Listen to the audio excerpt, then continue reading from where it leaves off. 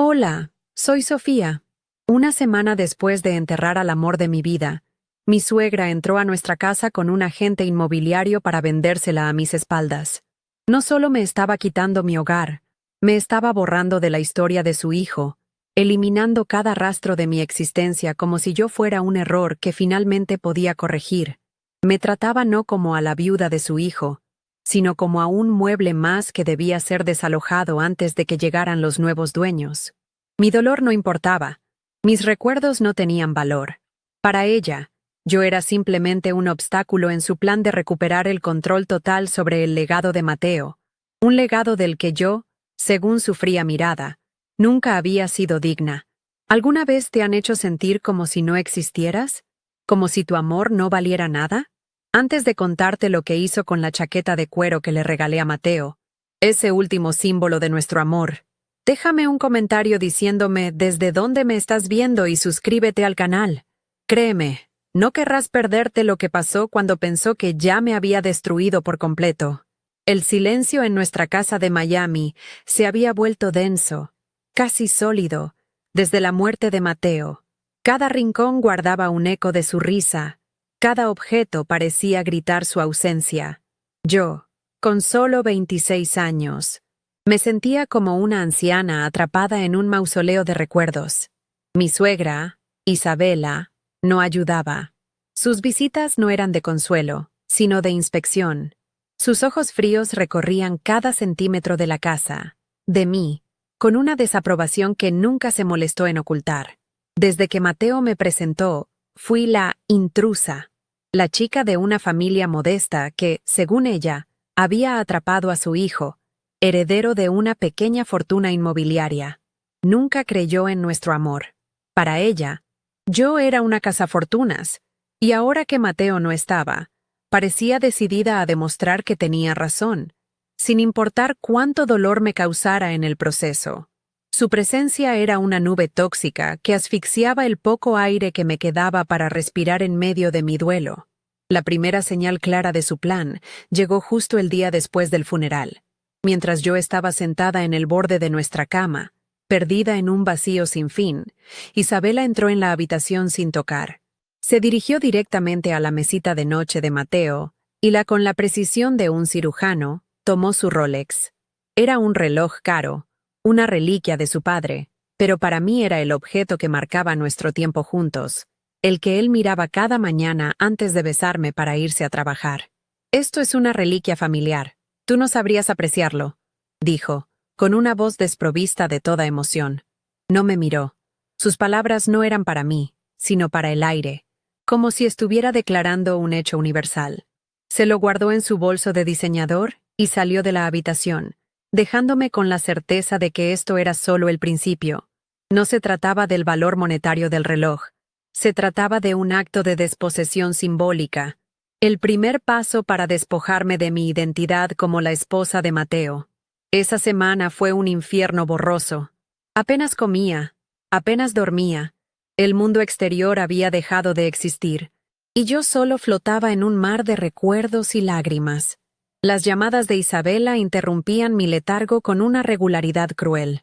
No preguntaba cómo estaba, sino dónde estaban los papeles del seguro, las claves de las cuentas bancarias, los títulos de propiedad.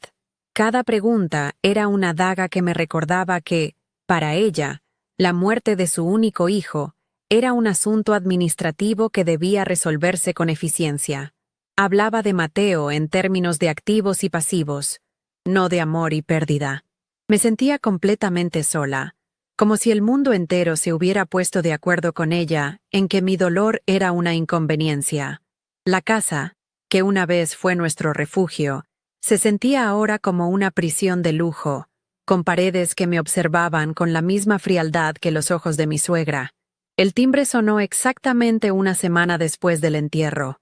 La mañana era soleada, una burla cruel a la oscuridad que sentía por dentro. Arrastré los pies hasta la puerta, pensando que sería otro arreglo floral de algún conocido de la familia. Pero al abrir, me encontré con Isabela, vestida con un traje sastre color marfil que gritaba poder y control. A su lado, un hombre con un traje impecable y una sonrisa ensayada sostenía una tablet. No era un amigo de la familia, era un agente inmobiliario. Lo supe al instante por su mirada calculadora, que escaneaba el vestíbulo por encima de mi hombro. Sofía, dijo Isabela, y mi nombre sonó como una formalidad molesta. No esperó una respuesta. Me hizo a un lado con un gesto sutil, pero firme, y entró en mi casa, seguida por el extraño. El clic de sus tacones sobre el piso de madera fue como el sonido de un martillo de juez, sentenciando el final de mi vida tal como la conocía. Me quedé paralizada en la entrada, viendo cómo se movían por mi sala de estar como si yo no estuviera allí. Isabela señalaba las ventanas. Hablaba de la luz natural, del potencial de mercado en el vecindario. El agente asentía, tomando notas en su tablet, murmurando cosas sobre excelente ubicación y buena estructura. Hablaban de mi hogar, nuestro hogar, como si fuera una mercancía, un producto sin alma listo para ser vendido al mejor postor. Mi presencia era ignorada tan completamente que empecé a dudar de mi propia existencia. En un momento, el agente señaló la repisa de la chimenea, donde descansaba mi foto favorita de Mateo y yo, riendo en nuestra luna de miel. ¿Deberíamos poner los artículos personales en un depósito para las visitas?, preguntó. Isabela ni siquiera giró la cabeza. Sí, hay que quitar todo esto, respondió, con un tono que sugería que la foto era una mancha en una pared que pronto sería repintada. La humillación era un veneno lento que se extendía por mis venas. Subieron las escaleras, y mi corazón comenzó a latir con una furia sorda. Se dirigían a nuestra habitación, a nuestro santuario. Ese espacio era lo único que me quedaba de él, donde su olor aún impregnaba las sábanas, y su ropa colgaba en el armario como un fantasma tangible. Seguí sus pasos, sintiendo cómo el shock inicial se transformaba en una rabia helada. Quería gritar, exigir que se largaran, que dejaran en paz la memoria de mi esposo. Pero las palabras no salían. Estaba atrapada en una pesadilla, observando impotente cómo profanaban lo más sagrado que me quedaba. Isabela actuaba con la autoridad de una dueña, y yo, la esposa, la viuda, era reducida a una espectadora invisible en la demolición de mi propia vida. Cada paso que daban dentro de esa habitación era una profanación, una violación de nuestro amor. Isabela se detuvo frente al armario de Mateo y abrió las puertas de par en par. Sus ojos recorrieron la ropa con un desdén evidente, como si cada prenda fuera un testimonio de mi mal gusto. Entonces, su mano se posó sobre la chaqueta de cuero desgastada que colgaba en un lugar de honor. Se la había regalado para su cumpleaños hacía 2 años, después de ahorrar durante meses. Recuerdo su cara de felicidad al ponérsela. Cómo dijo que era lo más él que había tenido nunca. La usaba constantemente. Olía a él, a nuestras salidas, a los conciertos a los que fuimos, a la vida que construimos juntos. Para mí, esa chaqueta era Mateo. Isabela la tomó con la punta de los dedos, como si estuviera tocando algo sucio, algo que la contaminaba. La sostuvo en el aire por un segundo, su rostro una máscara de repugnancia, y sentí que el tiempo se detenía.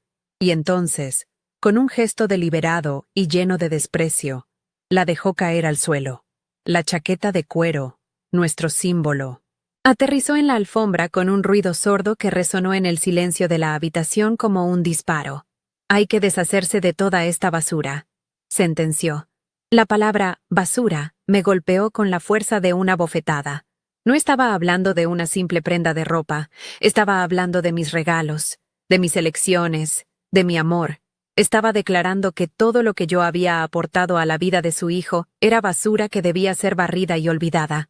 En ese instante, algo dentro de mí se rompió y se reconfiguró. El dolor abrumador dio paso a una claridad fría y afilada. Esto ya no era sobre el duelo. Era una guerra. Y aunque en ese momento no sabía cómo, supe con una certeza absoluta que no iba a dejar que ella ganara. No iba a permitir que borrara nuestro amor. El eco de la palabra basura rebotaba en las paredes de mi mente, cada vez más fuerte, más hiriente. Miré la chaqueta de cuero arrugada en el suelo, un pedazo de la vida de Mateo tirado como un desperdicio. Isabela y el agente inmobiliario continuaban su recorrido por la habitación. Sus voces un murmullo indiferente que profanaba el santuario de nuestro amor. En ese preciso instante, el dolor que me había paralizado durante una semana se cristalizó en algo duro y afilado dentro de mi pecho. Era una rabia fría, una determinación que no sabía que poseía. Ya no era la viuda rota que lloraba en un rincón. Era una mujer a la que le estaban arrancando el alma. Y descubrí, con una claridad aterradora, que no iba a dejar que se la llevaran sin luchar. El duelo se había transformado en un campo de batalla, y esa chaqueta era mi bandera. Con un movimiento lento y deliberado, me agaché y recogí la chaqueta. El cuero, suave y gastado por el uso, se sentía como una extensión de la piel de Mateo. Olía a él, a su colonia mezclada con el aroma del aire de Miami en nuestras noches en moto. La abracé contra mi pecho, un escudo improvisado contra la crueldad de la mujer que me miraba con impaciencia. «Ya terminamos aquí», dijo Isabela, dirigiéndose a la gente, ignorando por completo mi gesto. El hombre, por su parte, tuvo la decencia de desviar la mirada, un atisbo de vergüenza en su rostro profesional. Pero para Isabela, yo no merecía ni siquiera esa mínima consideración. Mi dolor era invisible para ella, mi amor, una ofensa. Sostener esa chaqueta no era solo un acto de recuerdo, era mi primer acto de resistencia. Le estaba diciendo, sin palabras, que no podía borrarlo todo. «Fuera», dije. La palabra salió de mi garganta como una piedra, rasposa y baja, pero cargada con todo el peso de mi humillación. «Salgan de mi casa». Isabela se giró lentamente, una ceja perfectamente arqueada en una expresión de incredulidad y desdén. Una sonrisa condescendiente se dibujó en sus labios pintados de rojo. «¿Tu casa?», repitió, saboreando la crueldad. «Querida, creo que no entiendes la situación. Legalmente, esta casa, junto con todo lo que hay en ella, me pertenece. Mateo no dejó un testamento actualizado. El único válido es uno que firmó hace años, donde me nombra única heredera. Tú no eres nada aquí, solo una ocupante temporal que ya se ha quedado más de la cuenta». Cada palabra era un golpe calculado, diseñado para destruirme, para recordarme mi lugar, el de una extraña, una usurpadora. No se detuvo ahí, se acercó a mí, su perfume caro invadiendo mi espacio, asfixiándome. «Te daré 24 horas», siseó, su voz un veneno dulce.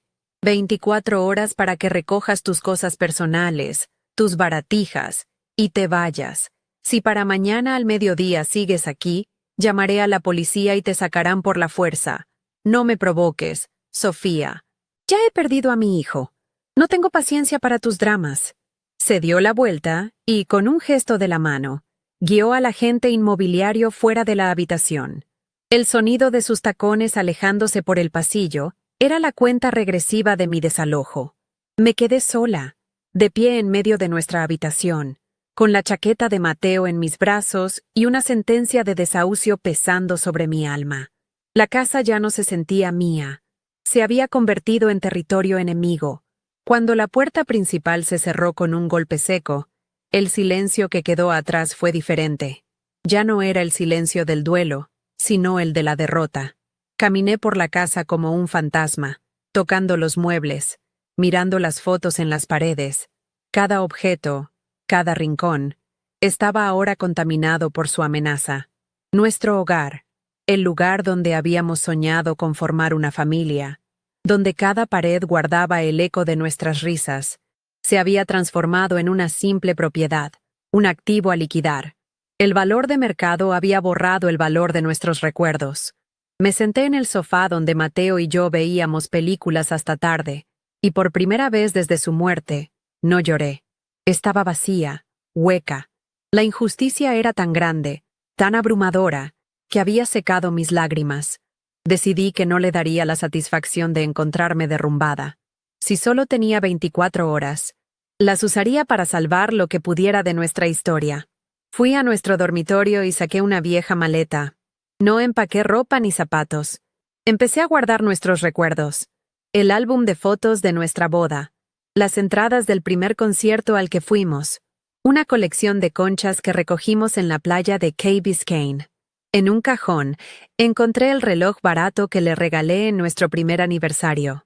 Era un modelo sencillo, de plástico, pero lo usaba los fines de semana. Pensé en el Rolex que Isabela se había llevado, ese símbolo de estatus familiar. Mateo nunca le dio importancia, pero este reloj barato, mi regalo, lo guardaba como un tesoro. Lo sostuve en mi mano, un pequeño recordatorio de que el valor real de las cosas no reside en su precio. Mientras empacaba estos fragmentos de nuestra vida, la realidad de mi situación me golpeó con toda su fuerza. No tenía a dónde ir.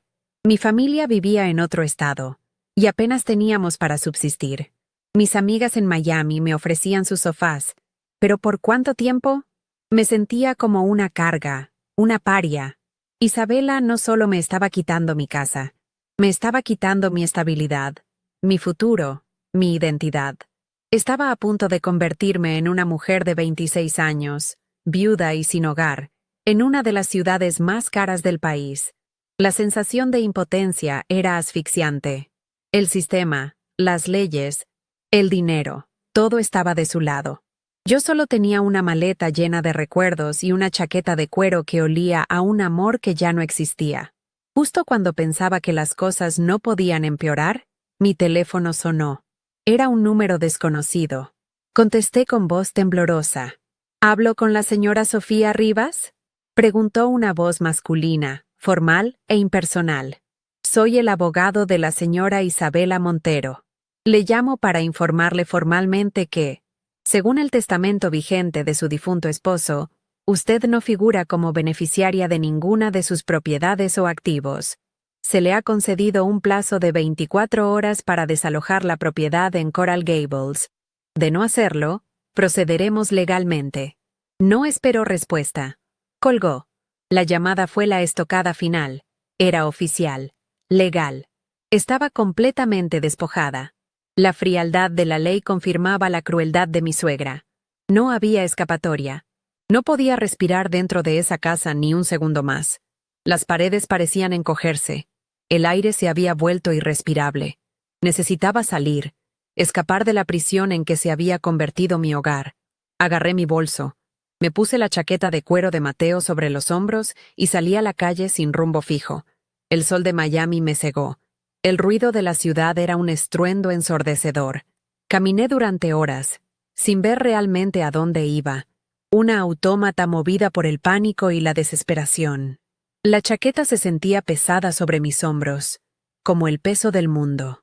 Era mi única armadura, el último vestigio tangible de que mi vida con Mateo había sido real, de que nuestro amor había existido, aunque ahora una mujer poderosa estuviera decidida a borrar hasta el último rastro. Finalmente, mis pies me llevaron a un pequeño parque en Coconut Grove. Me dejé caer en un banco vacío, completamente exhausta. El mundo a mi alrededor seguía girando. Niños riendo, parejas paseando. La vida continuaba con una indiferencia brutal. Saqué de mi bolso un sándwich que había comprado en una cafetería horas antes, sin apetito, solo por inercia. No había comido nada en todo el día. Lo miré sin ganas, el hambre física eclipsada por el hambre de justicia. Fue entonces cuando lo vi. Un hombre mayor, sentado en el banco de enfrente, me observaba con una mirada cansada pero amable. Su ropa estaba raída y su rostro marcado por las dificultades. Tenía la mirada de alguien que lo había perdido todo hacía mucho tiempo. Sin pensarlo dos veces, me levanté, caminé hacia él y le ofrecí la mitad de mi sándwich. Él me miró sorprendido, pero aceptó con un movimiento de cabeza agradecido. Comimos en silencio por un momento. Gracias, dijo finalmente, su voz rasposa. No mucha gente se detiene. Asentí, sin poder hablar. Entonces, me miró más de cerca, entrecerrando los ojos. Yo te conozco, murmuró. Te vi en una foto del periódico, con Mateo Montero. Yo trabajaba para su padre. Mi corazón dio un vuelco. Me miró con una compasión que no había visto en días. Es su madre, ¿verdad? ¿Isabela? Ella te está haciendo la vida imposible. Asentí de nuevo, las lágrimas finalmente brotando. Él buscó en su bolsillo y sacó una vieja tarjeta de presentación arrugada. Me la entregó. «Llama a este número», susurró con una urgencia inesperada. «Es hora de la venganza. Tu suegra va a pagar». Miré la tarjeta de presentación arrugada que Javier me había puesto en la mano. El cartón estaba blando por el tiempo y la humedad, los bordes deshilachados. El nombre impreso: Alejandro Vargas, abogado. Estaba casi borrado. Debajo, una dirección en Brickell y un número de teléfono. ¿Venganza? La palabra sonaba extraña, demasiado grande para la pequeña y rota persona en que me había convertido. Mi primera reacción fue el escepticismo. ¿Qué podía hacer un abogado contactado a través de un hombre sin hogar contra el poder y el dinero de Isabela Montero? Parecía una broma cruel del destino, una falsa esperanza plantada en medio de mi desesperación. Pero entonces miré a Javier, a sus ojos que no reflejaban locura, sino una tristeza profunda y una extraña lucidez. No tenía nada que perder. Isabela ya me había quitado todo lo que importaba. Una llamada no podía empeorar las cosas. «¿Por qué me ayudas?», le pregunté, mi voz apenas un susurro. Javier apartó la mirada hacia los árboles del parque, como si los recuerdos fueran demasiado pesados para sostenerlos mirándome a los ojos. Trabajé para el señor Montero, el padre de Mateo, durante 20 años. Era un buen hombre. Cuando él murió, Isabela tomó el control de todo. A ella no le gustan los cabos sueltos, la gente que sabe demasiado. Me despidió con una excusa ridícula. Me puso en una lista negra. Lo perdí todo.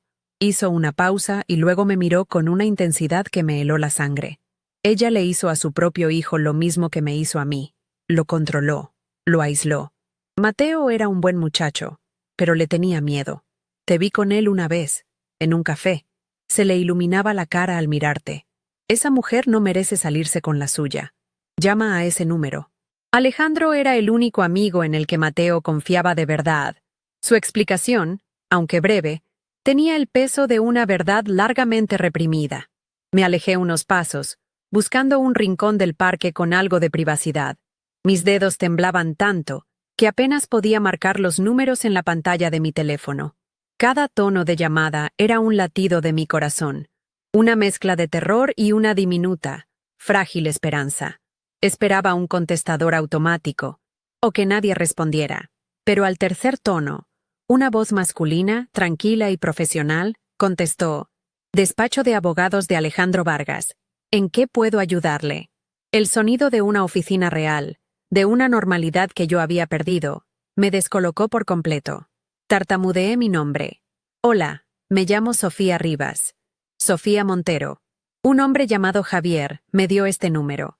Hubo un breve silencio al otro lado de la línea, pero no fue un silencio de confusión, sino de reconocimiento.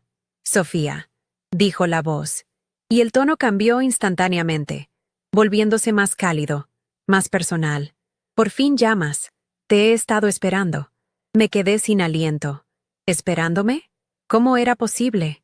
«Soy Alejandro. Mateo era mi mejor amigo desde la universidad», continuó, su voz cargada de una emoción contenida. Él sabía que su madre podría hacer algo como esto.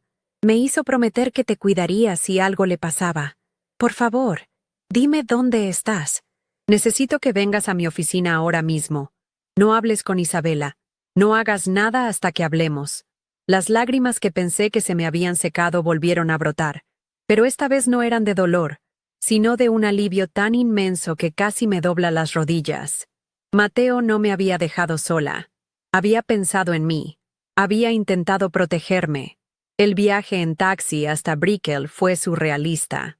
Mientras el coche se deslizaba entre los imponentes rascacielos de cristal y acero, el epicentro del poder financiero de Miami, me sentía como una intrusa en un mundo que no era el mío. Llevaba puesta la chaqueta de cuero de Mateo. Mis ojos estaban hinchados de tanto llorar, y mi alma se sentía tan raída como la tarjeta de presentación que aún apretaba en mi mano. Era el mundo de Isabela, un lugar de transacciones millonarias y abogados despiadados. Me sentía pequeña, insignificante. ¿Qué oportunidad tenía yo aquí? Pero la voz de Alejandro en el teléfono, la promesa de que Mateo había dejado un plan, Era un ancla en medio de la tormenta. Por primera vez en una semana, no me sentía completamente a la deriva. Tenía un destino, una dirección a la que ir. La oficina de Alejandro no era como me la había imaginado. No era un espacio frío e impersonal en lo alto de una torre. Estaba en un edificio más modesto, y el interior era acogedor, con estanterías de madera llenas de libros y una luz cálida. Alejandro me recibió en la puerta. Era un hombre joven, de mi edad, con una mirada amable que contrastaba con la seriedad de su profesión. Me ofreció una botella de agua y me guió a una silla cómoda. No me apresuró. Simplemente se sentó frente a mí y esperó, dándome un espacio para respirar que nadie más me había concedido. «Lo siento mucho, Sofía», dijo finalmente, y sus palabras sonaron sinceras, no como las condolencias vacías que había estado escuchando. Mateo te amaba más que a nada en el mundo. Hablaba de ti todo el tiempo. Escuchar eso fue como recibir un bálsamo en una herida abierta. Me contó que Mateo lo había visitado unos 8 meses antes, poco después de que tuvieran una fuerte discusión con Isabela sobre nuestro futuro. Estaba preocupado, explicó Alejandro, con el ceño fruncido por el recuerdo. Sabía que la salud de su corazón no era perfecta, y le aterrorizaba la idea de dejarte desprotegida. Su madre siempre lo había manipulado con el dinero y la herencia de su padre. Ese día, tomamos medidas. Mateo quería asegurarse de que su madre no pudiera borrarte de su vida, de que no pudiera quitarte lo que era vuestro por derecho. No me dio todos los detalles, pero sus palabras eran un salvavidas. Había un plan. Mateo había tejido una red de seguridad para mí desde el más allá. La imagen de mi esposo, luchando en silencio contra su madre para protegerme, me llenó de una mezcla de amor y una nueva y feroz determinación. Justo en ese momento, mi teléfono vibró sobre la mesa. La pantalla se iluminó con el nombre de Isabela. Mi estómago se encogió. Alejandro me hizo un gesto para que pusiera el altavoz.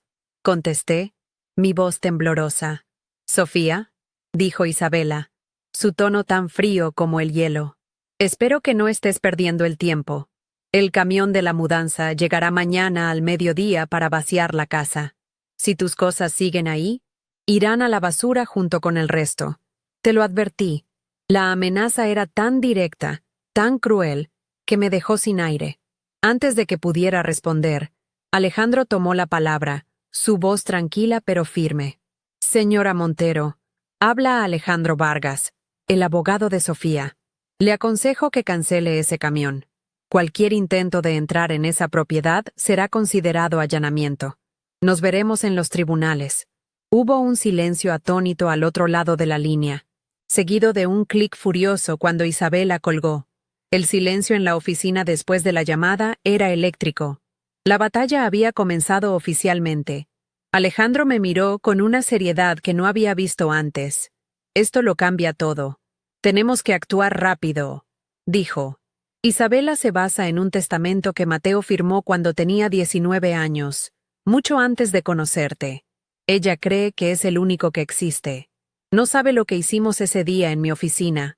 Me explicó que el primer paso era presentar una notificación legal para congelar cualquier intento de venta de la propiedad y bloquear el acceso de Isabela a las cuentas de Mateo. Por primera vez, sentí que tenía un arma, que no estaba indefensa. Ya no se trataba solo de mi dolor, se trataba de honrar la última voluntad de mi esposo. Al salir de la oficina de Alejandro, el sol de la tarde ya no parecía una burla. El mundo seguía siendo el mismo, pero yo era diferente. La desesperación había sido reemplazada por un propósito.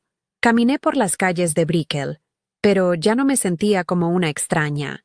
Me ajusté la chaqueta de cuero de Mateo sobre los hombros. Ya no era solo un recuerdo doloroso o una armadura improvisada. Ahora se sentía como un uniforme, el estandarte de una guerra que Mateo había preparado para que yo la ganara. Miré mi reflejo en el cristal de un edificio, y por primera vez en días, no vi a una víctima. Vi a una luchadora. Isabela había despertado algo en mí que no sabía que tenía, y yo iba a usar esa fuerza para asegurarme de que la verdad de nuestro amor fuera lo último que quedara en pie. Los días que siguieron fueron un torbellino de actividad legal y una quietud emocional que nunca antes había experimentado. La amenaza de las 24 horas se disipó en el momento en que Alejandro envió la notificación legal a los abogados de Isabela. Fue una pequeña victoria, pero se sintió como si hubiera contenido una inundación con una sola mano. Regresé a mi casa esa misma tarde, pero ya no la veía como una prisión. Cada objeto, cada rincón, ahora era un pedazo de territorio que debía defender. El silencio ya no era de duelo, sino de estrategia. Pasé la noche en vela, no llorando, sino pensando, planeando. La chaqueta de cuero de Mateo estaba colgada en la puerta de nuestro dormitorio, no como un fantasma, sino como un centinela.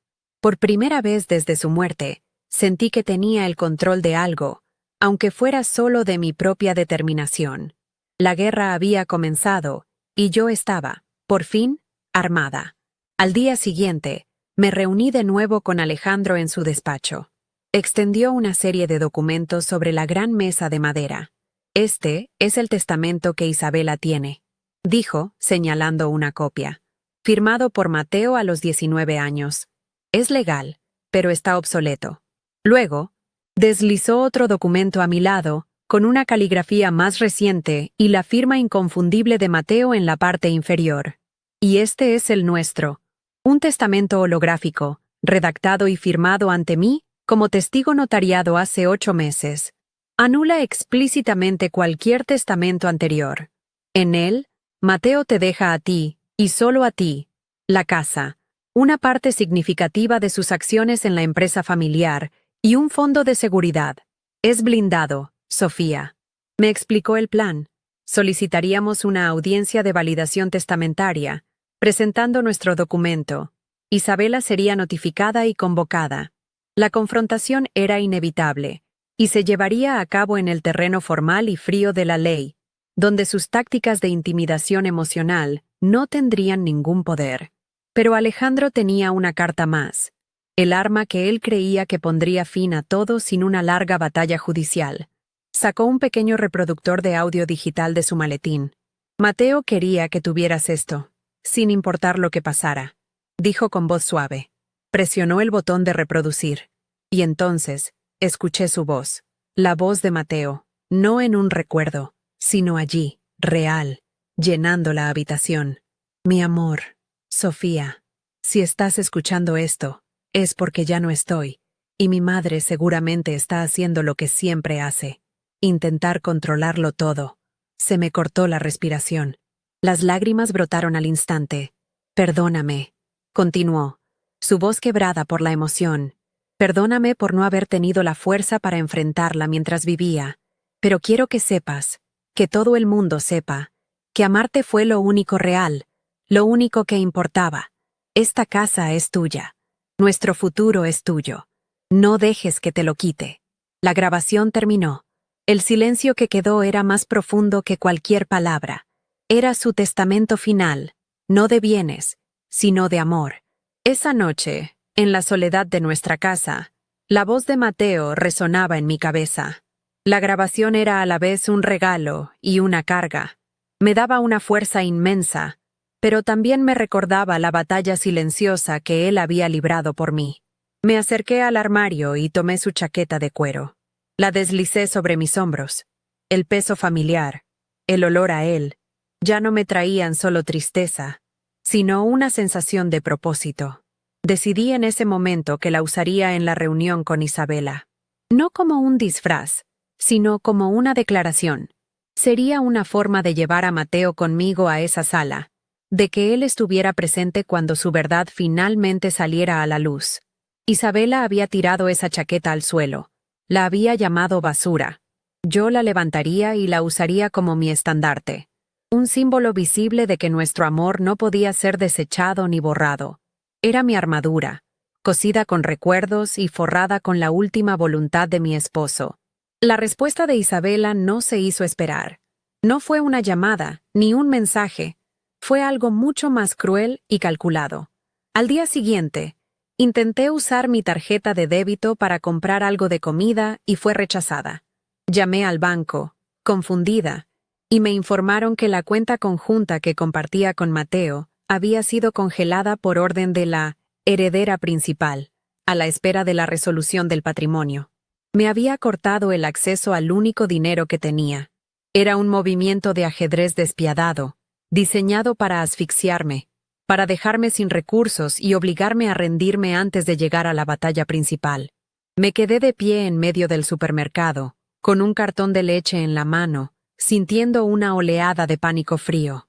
Quería demostrarme que sin su dinero, sin el apellido Montero, yo no era nada. Quería que llegara a esa reunión rota y suplicando. En lugar de desesperarme, esa nueva agresión solo avivó el fuego dentro de mí. Con el poco efectivo que tenía, compré 2 sándwiches y una botella de agua y volví al parque de Coconut Grove. Necesitaba ver a Javier.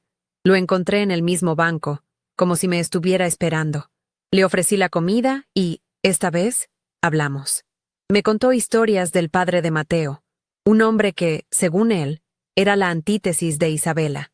Generoso, amable y con un profundo sentido de la justicia. Isabela siempre estuvo resentida por su bondad, me dijo Javier, con la mirada perdida en el pasado. Creía que era una debilidad. Cuando él murió, ella se encargó de purgar a todos los que representaban ese viejo mundo, incluyéndome a mí. Su historia me dio una nueva perspectiva.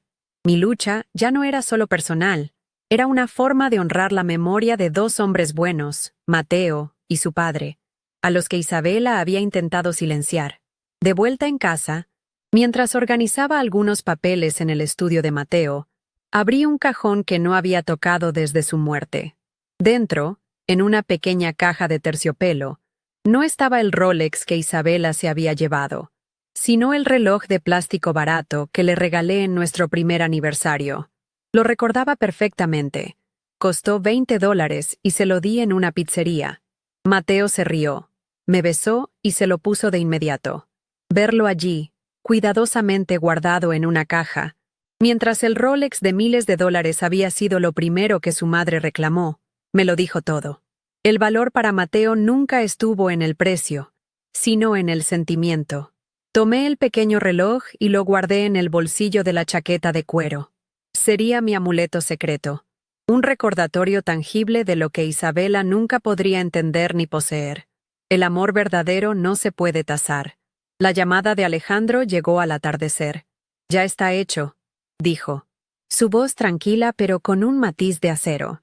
La reunión está programada para mañana a las 10 de la mañana, en su territorio, en la sala de juntas principal de Montero Holdings, en Brickell. Por un momento, la imagen de su oficina de lujo, un rascacielos de cristal que dominaba la ciudad, me intimidó. Era su trono, el centro de su poder. Quería que me sintiera pequeña, una hormiga entrando en la guarida del león. Pero entonces recordé la voz de Mateo, el reloj de plástico en mi bolsillo, el peso de la chaqueta sobre mis hombros. Está bien, respondí, mi propia voz sorprendiéndome por su firmeza. Allí estaré. Que se prepare. El miedo se había ido, reemplazado por una claridad helada. La ubicación no importaba. La verdad era mi territorio, y estaba a punto de reclamarlo.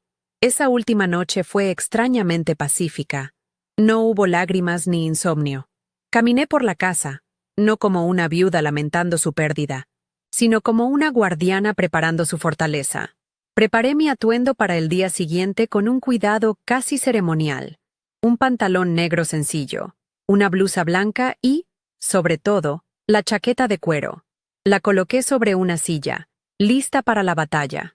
No ensayé discursos ni preparé argumentos. Sabía que mi mayor fuerza no residiría en mis palabras, sino en mi calma, en mi negativa a dejar que la crueldad de Isabela me afectara. Mi victoria no sería gritar más fuerte que ella, sino mantenerme en pie, firme en la verdad de Mateo, mientras su mundo de mentiras se derrumbaba a su alrededor. Me acosté sintiendo, por primera vez, que el futuro no era un abismo, sino un horizonte. La mañana siguiente me desperté con los primeros rayos de sol que se filtraban por la ventana. El aire en Miami se sentía fresco, limpio. Me vestí lentamente, cada prenda una pieza de una armadura invisible. Al final, me puse la chaqueta de cuero. Me miré en el espejo de cuerpo entero del dormitorio. La mujer que me devolvía la mirada ya no era la joven rota y asustada de hacía una semana. Sus ojos no estaban hinchados por el llanto, sino afilados por la determinación. Estaba más delgada, sí, pero mi postura era erguida. Metí la mano en el bolsillo y sentí el contorno del reloj de plástico. Era un ancla a la realidad, a lo que era verdaderamente importante. Tomé mi bolso. Respiré hondo el aire de la casa que estaba a punto de defender, y salí por la puerta principal para encontrarme con Alejandro. El sol de la mañana me dio en la cara, no como una burla, sino como un presagio. Estaba lista. El edificio de Montero Holdings se alzaba en el corazón de Brickell como una aguja de cristal y acero, un monumento al poder y al dinero. Al entrar en el vestíbulo, el mármol frío y el silencio reverencial me hicieron sentir diminuta, exactamente como Isabela pretendía. Subimos en un ascensor silencioso y veloz hasta el último piso. Las puertas se abrieron directamente a una recepción minimalista, donde una asistente nos condujo a la sala de juntas. Era un espacio enorme, con una pared de cristal que ofrecía una vista panorámica de la bahía de Biscayne. En el centro, una larga mesa de caoba pulida reflejaba las nubes, y en la cabecera, como una reina en su trono, estaba sentada Isabela. No estaba sola. A su lado, un abogado de aspecto caro y sonrisa depredadora nos esperaba. El aire estaba cargado de una hostilidad tan densa que casi podía saborearla. Era el Coliseo, y yo era la cristiana a punto de ser arrojada a los leones. Isabela no se levantó. Hizo un gesto displicente hacia las sillas vacías en el extremo opuesto de la mesa, un gesto que nos relegaba a la posición de suplicantes. Alejandro colocó su maletín sobre la mesa con una calma deliberada que admiré. Yo me senté, con la espalda recta, sintiendo el cuero gastado de la chaqueta de Mateo contra mi piel. Isabela me recorrió con la mirada, deteniéndose en la chaqueta con una mueca de asco. «Veo que insistes en aferrarte a la basura», dijo, su voz cortante como un diamante. «Espero que esto sea rápido. Tengo asuntos importantes que atender, y esta farsa ya ha durado demasiado». Su abogado sonrió, abriendo una elegante carpeta de cuero. «Mi clienta tiene razón. Estamos aquí para formalizar el cumplimiento del único testamento válido del señor Mateo Montero, y para establecer una fecha final e inamovible para que usted, señora Rivas, desaloje la propiedad». La forma en que usó mi apellido de soltera fue otra bofetada calculada. Con un movimiento teatral, el abogado deslizó una copia del documento a través de la mesa. Era el testamento que Mateo había firmado a los 19 años. Un papel lleno de jerga legal que, en esencia, dejaba todo a su madre. Isabela me miraba fijamente, sus ojos fríos y triunfantes, esperando ver mi reacción, esperando que me derrumbara. Por un segundo, sentí el impulso de gritar, de defenderme, pero recordé la promesa que me había hecho a mí misma. Apreté discretamente el pequeño reloj de plástico en mi bolsillo. No dije nada. Dejé que el silencio se extendiera, negándole la satisfacción de mi dolor. Mi calma pareció desconcertarla más que cualquier arrebato. Ella esperaba lágrimas, súplicas. Le di un silencio de acero.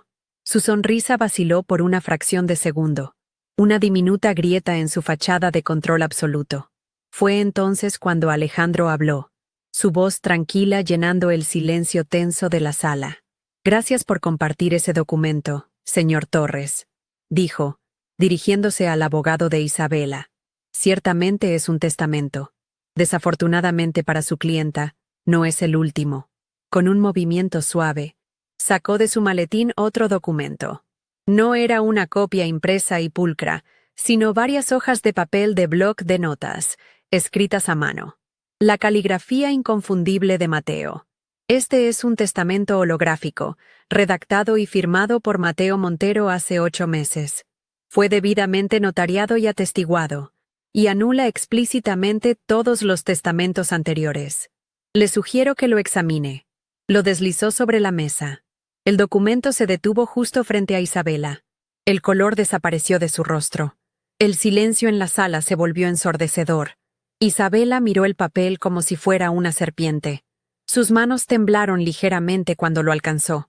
Sus ojos recorrieron las líneas escritas por su propio hijo, y vi cómo la incredulidad daba paso a una furia helada. «Esto es una farsa», siseó, su voz temblando por primera vez. «Es una falsificación. Esta mujerzuela y usted lo han fabricado». Se puso de pie de un salto, señalándome con un dedo acusador.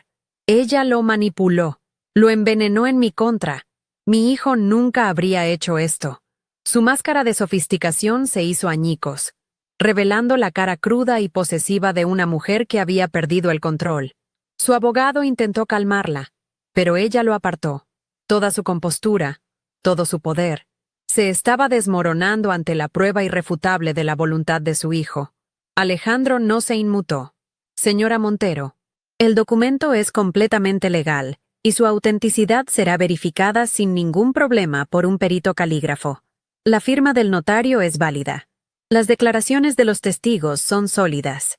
Mateo era plenamente consciente de sus actos y estaba en su sano juicio cuando redactó este testamento», explicó con una paciencia glacial. «En él, le deja a su esposa, Sofía Montero, la casa de Coral Gables en su totalidad, así como un paquete de acciones de esta misma empresa y un fondo de liquidez para asegurar su bienestar.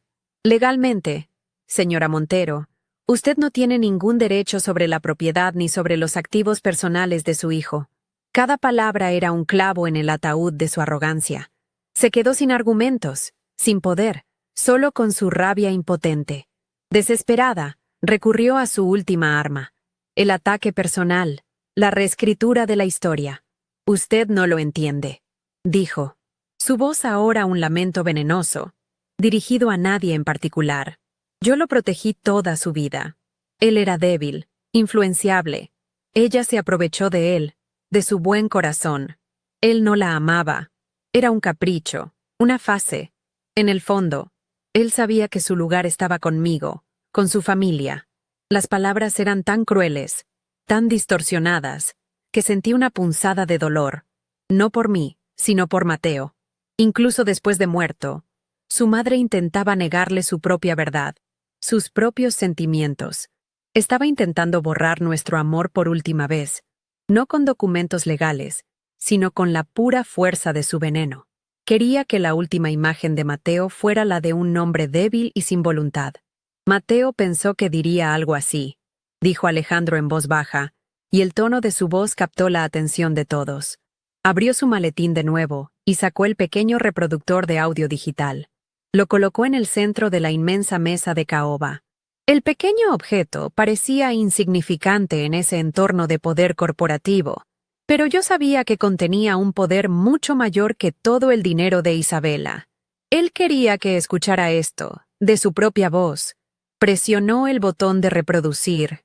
El silencio fue absoluto, roto solo por un leve siseo antes de que la voz de Mateo, cálida, real y llena de amor, llenara la sala de juntas como un fantasma convocado a testificar. «Mi amor, Sofía, si estás escuchando esto, es porque ya no estoy, y mi madre seguramente está haciendo lo que siempre hace, intentar controlarlo todo».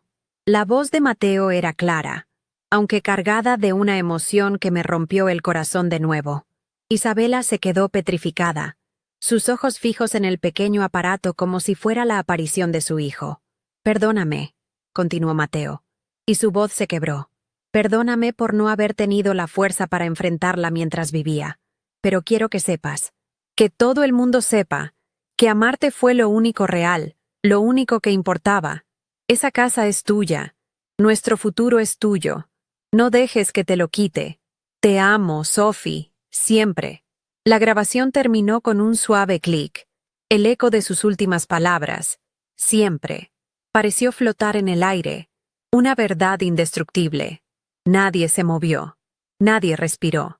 La voz de su hijo, llena de un amor que ella había negado y una condena a su control, la había destruido por completo. Isabela se derrumbó en su silla, no con un grito ni con un sollozo, sino con un silencio aterrador. Su rostro, antes una máscara de poder, era ahora el de una mujer anciana y rota. Toda la fuerza, toda la arrogancia, se había desvanecido, dejando solo un vacío. Había sido derrotada, no por la ley, no por mí, sino por la verdad innegable del amor de su propio hijo.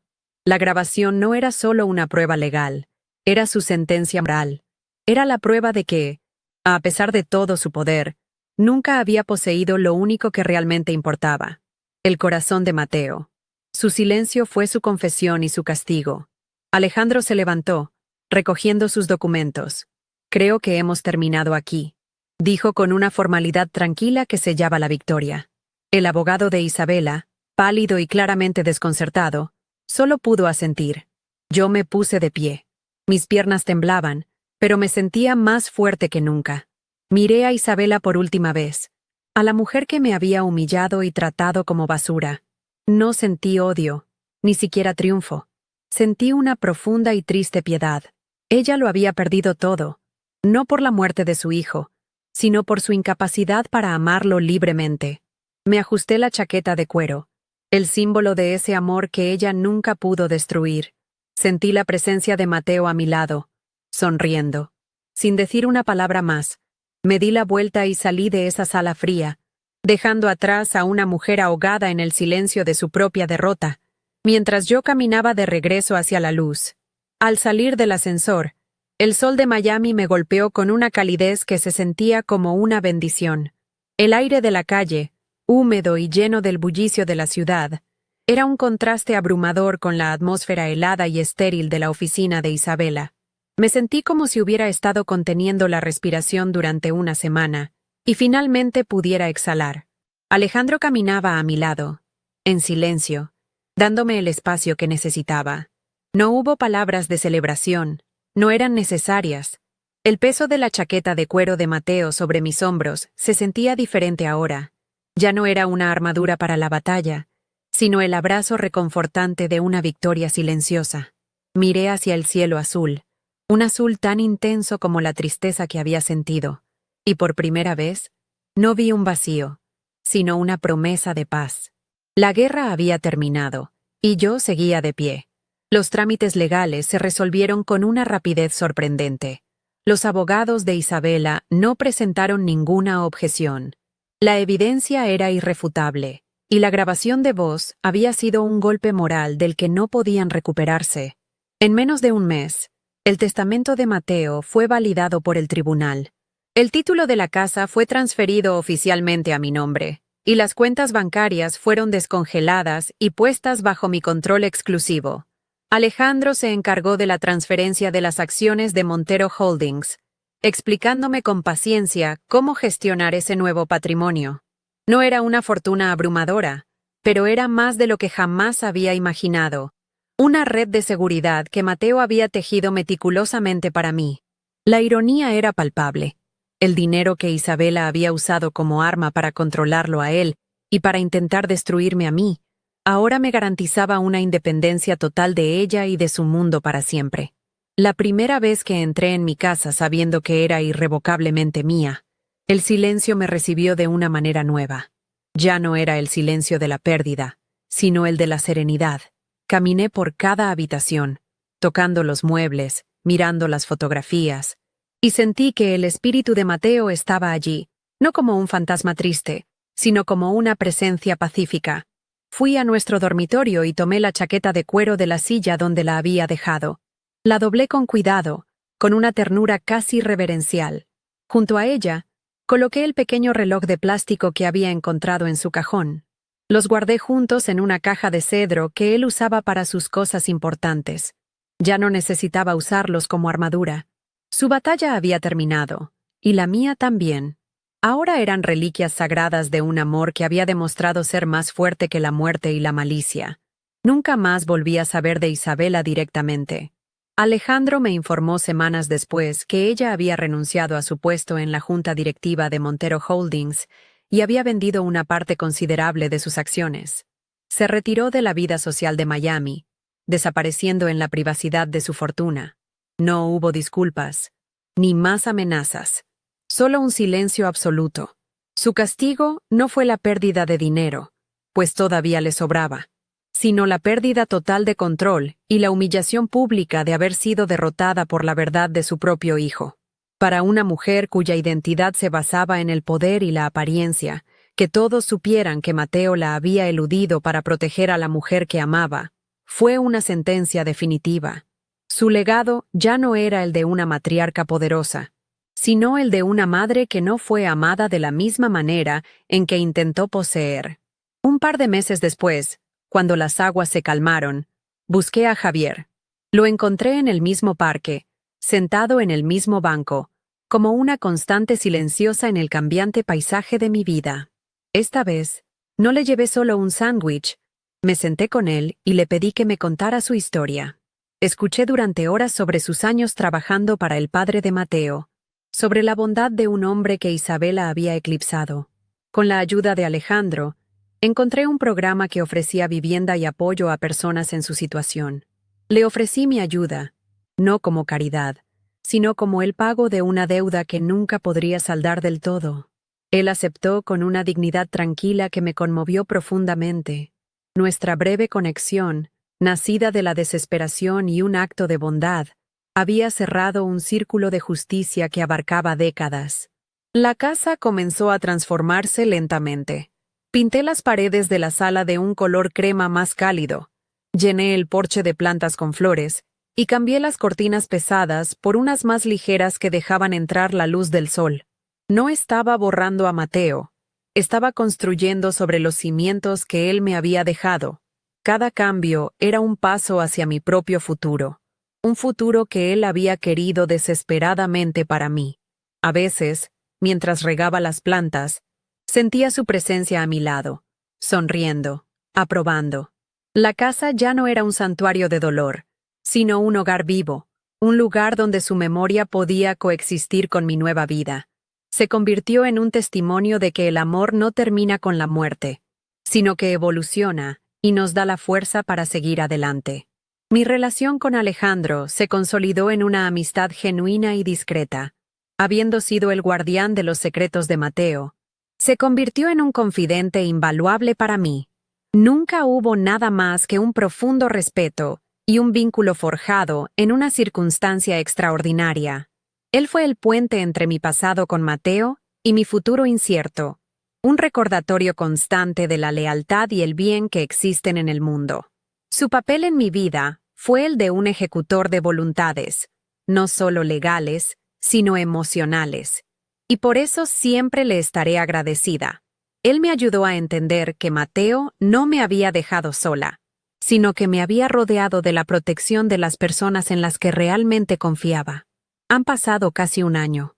Estoy sentada en el porche de mi casa, con un libro en mi regazo y una taza de café a mi lado. He empezado a tomar clases de diseño de interiores en línea, un viejo sueño que había aparcado. La vida ha encontrado un nuevo ritmo, más tranquilo, más mío. El dolor por la ausencia de Mateo sigue ahí. Es una corriente subterránea que siempre me acompañará, pero ya no me ahoga. Ahora es un dolor suave, un recordatorio de un amor inmenso que me dio la fuerza para convertirme en la mujer que soy hoy. El Rolex que Isabela se llevó es un recuerdo lejano e insignificante. Nunca me importó recuperarlo. El verdadero tesoro siempre estuvo en esa caja de cedro, un reloj de plástico de $20 que simbolizaba un amor que no se podía comprar, heredar ni robar. No he vuelto a escuchar la grabación de la voz de Mateo. No lo necesito. Su mensaje no está en ese archivo de audio. Está en cada rayo de sol que entra por mi ventana, en la libertad que siento al respirar el aire de Miami, en la paz que finalmente he encontrado en mi propio corazón. La venganza de la que habló Javier no fue un acto de destrucción, sino de revelación. Fue la simple y poderosa verdad saliendo a la luz. Isabela quería borrarme, pero al final, fue ella quien se desvaneció, consumida por su propia amargura. Yo, en cambio, estoy aquí, viva, llevando el amor de Mateo no como una carga de duelo, sino como la base sobre la que estoy construyendo, pieza por pieza, una nueva vida. Y sé, con una certeza que me llena el alma, que eso es todo lo que él siempre quiso para mí. Al principio, Cuando Javier susurró esa palabra, venganza, imaginé un fuego que lo consumiría todo, una tormenta que arrasaría con Isabela y su mundo de mentiras. Pero lo que aprendí en este viaje es que la verdadera justicia no siempre llega con un estruendo. A veces, la venganza más poderosa es simplemente vivir. Es aferrarse a la verdad con tanta fuerza que la oscuridad no tiene más remedio que retroceder. No se trata de destruir a quien te hizo daño, sino de reconstruirte a ti misma con los pedazos que intentaron romper. Se trata de demostrar, con tu paz y tu entereza, que su veneno no logró contaminar tu alma. La mejor venganza no es hacer que paguen, sino asegurarte de que su crueldad ya no te cueste ni un segundo más de tu propia felicidad. Es un acto silencioso, personal e inmensamente poderoso. Me di cuenta de que toda mi vida, al igual que muchas de ustedes, había estado condicionada a medir el valor de las cosas por su precio, por su apariencia. Isabela vivía y respiraba ese credo. Para ella, un Rolex era un símbolo de linaje y poder, mientras que un reloj de plástico era una baratija sin importancia. Pero Mateo, en su sabiduría silenciosa, me enseñó la lección más grande. El verdadero valor no reside en el objeto, sino en la memoria que contiene. El amor no se mide en quilates ni en ceros en una cuenta bancaria. Se mide en momentos, en risas compartidas, en la seguridad de saber que para alguien, un regalo de $20 era un tesoro digno de ser guardado en una caja de terciopelo. Miren a su alrededor, a las cosas que realmente atesoran. Les aseguro que las más valiosas no son las más caras. La chaqueta de cuero de Mateo fue el campo de batalla de esta guerra silenciosa. Para Isabela, era basura, un símbolo de todo lo que despreciaba en mí. Para mí, se convirtió en mi armadura. Pero hoy, ya no es ninguna de las dos cosas. Hoy, es simplemente un recuerdo. Y eso es porque la fuerza que busqué en ella, en realidad, siempre estuvo dentro de mí. Nos aferramos a objetos, a símbolos, buscando protección cuando nos sentimos débiles. Pero la verdadera fortaleza no es un escudo que te pones, sino la columna vertebral que se niega a doblarse. Es la calma que encuentras en medio del caos, la dignidad que nadie te puede arrebatar. No necesitas una armadura cuando descubres que tú misma eres inquebrantable. Mucha gente podría pensar que Isabela no recibió el castigo que merecía. Sigue siendo rica. Sigue viviendo en su mundo de lujo. Pero su castigo es mucho más profundo y permanente que cualquier pérdida financiera. Su castigo es el silencio. Es vivir el resto de sus días sabiendo que el amor de su hijo, la única cosa que no pudo comprar ni controlar, fue la fuerza que la derrotó. Su trono ahora está vacío. Se quedó sola en su torre de marfil, rodeada de posesiones sin alma, mientras que yo, la intrusa, me quedé con lo único que ella realmente anhelaba y nunca tuvo: el amor incondicional y la lealtad de Mateo. La soledad, para alguien que vive del control sobre los demás, es la peor de las prisiones. Si hay algo que quiero que se lleven de mi historia, es esto. Nunca subestimen el poder de un pequeño acto de bondad, especialmente cuando ustedes mismas no tienen casi nada que dar. En mi momento más oscuro, cuando me sentía invisible y desechada por el mundo, compartí un sándwich. Ese simple gesto de humanidad me fue devuelto multiplicado por 1000. Me conectó con la única persona que tenía la llave para cambiar mi destino. La vida tiene una forma extraña de tejer estos hilos. La empatía es un boomerang. Lo que lanzas al mundo, con un corazón sincero, siempre encuentra el camino de regreso a ti, a menudo, de las formas más inesperadas y salvadoras. Hoy, cuando miro mi vida, no veo a una viuda luchando por sobrevivir. Veo a una mujer que aprendió a florecer en la adversidad. La ausencia de Mateo siempre será parte de mí, pero ya no es un ancla que me arrastra al fondo del mar. Es el viento bajo mis alas. Honrar a quienes amamos y hemos perdido no significa detener nuestra vida en el momento en que se fueron. Significa tomar todo el amor que nos dieron y usarlo como combustible para construir una vida de la que ellos estarían orgullosos. Mi paz no es la negación de mi dolor. Es la prueba de que el amor es, y siempre será, más fuerte que la muerte. Mi historia es una entre millones, Y sé que muchas de ustedes han enfrentado sus propias batallas silenciosas contra la injusticia, la humillación o la pérdida. Han sentido que su voz no era escuchada, que su valor era cuestionado. ¿Cuál fue ese momento en que decidieron que no iban a permitir que nadie más escribiera el final de su historia? Antes de irse, quiero invitarlas a que se unan a esta comunidad. Suscríbanse al canal y compartan sus experiencias en los comentarios. Juntas, podemos demostrar que nuestras historias importan y que la verdad, por más que intenten enterrarla, siempre encuentra la manera de salir a la luz.